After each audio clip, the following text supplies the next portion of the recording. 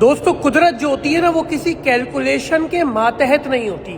قدرت کسی وقت کی قید میں نہیں ہوتی.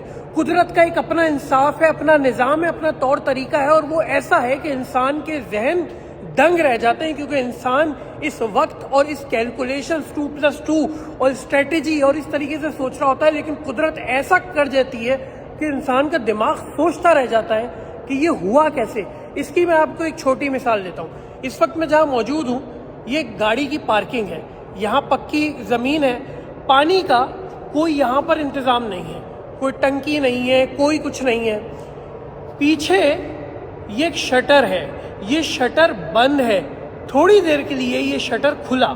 جب یہ شٹر کھلا دوستوں تو پھر ایک کبوتر آپ کو میں دکھاتا ہوں. وہ کبوتر جو ہے، یہ کبوتر، یہ شٹر جب کھلا تو یہ کبوتر اس شٹر سے اندر داخل ہو گیا. آپ ٹائمنگ چیک کریں قدرت کی.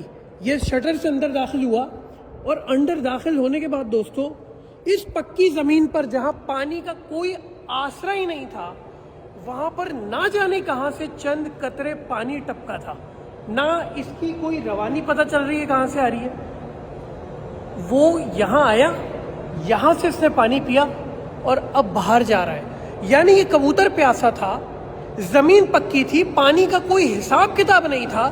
شٹر اسی وقت کھلا، کبوتر نزدیک تھا، اندر آیا اور ایسی جگہ سے پانی پیا جہاں تصور نہیں تھا، اور آج تک سمجھ ہی نہیں آ رہا کہ آیا کیسے یہاں پہ پانی.